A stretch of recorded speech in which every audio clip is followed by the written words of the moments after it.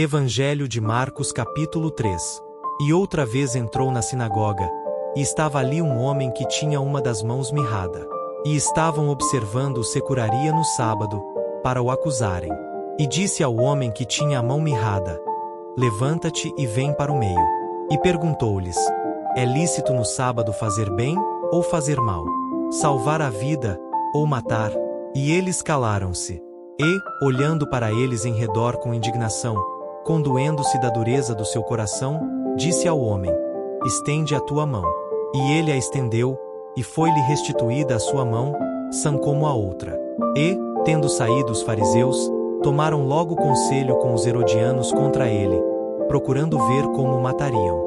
E retirou-se Jesus com os seus discípulos para o mar, e seguia uma grande multidão da Galileia e da Judéia, e de Jerusalém, e da Idumeia, e de além do Jordão, e de perto de Tiro e de Sidom. Uma grande multidão que, ouvindo quão grandes coisas fazia, vinha ter com ele.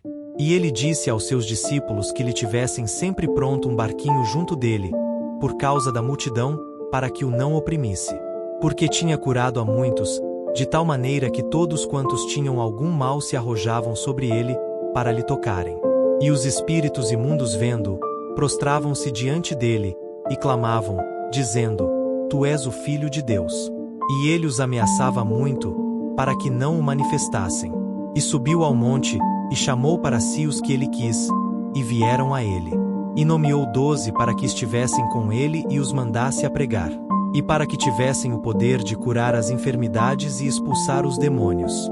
A Simão, a quem pôs o nome de Pedro. E a Tiago, filho de Zebedeu, e a João, irmão de Tiago, aos quais pôs o nome de Boanerges, que significa filhos do trovão. E a André, e a Filipe, e a Bartolomeu, e a Mateus, e a Tomé, e a Tiago, filho de Alfeu, e a Tadeu, e a Simão, o cananita, e a Judas Iscariotes, o antrigo. E foram para uma casa. E afluiu outra vez a multidão, de tal maneira que nem sequer podiam comer pão. E, quando os seus ouviram isto, saíram para o prender, porque diziam: Está fora de si. E os escribas, que tinham descido de Jerusalém, diziam: Tem Belzebu, e pelo príncipe dos demônios expulsa os demônios. E, chamando-o SI, disse-lhes por parábolas: Como pode Satanas expulsar Satanas?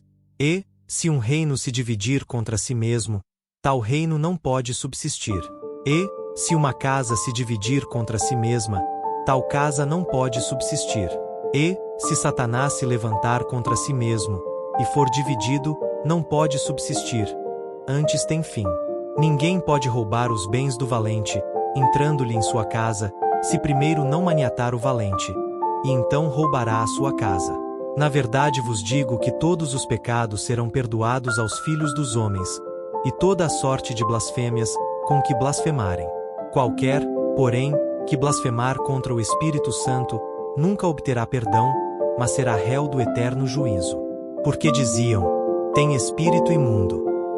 Chegaram, então, seus irmãos e sua mãe, e, estando fora, mandaram-no chamar. E a multidão estava assentada ao redor dele, e disseram-lhe: Eis que tua mãe e teus irmãos te procuram, e estão lá fora. E ele lhes respondeu, dizendo: Quem é minha mãe e meus irmãos? E, olhando em redor para os que estavam assentados junto dele, disse: Eis aqui minha mãe e meus irmãos. Porquanto, qualquer que fizer a vontade de Deus, esse é meu irmão, e minha irmã, e minha mãe.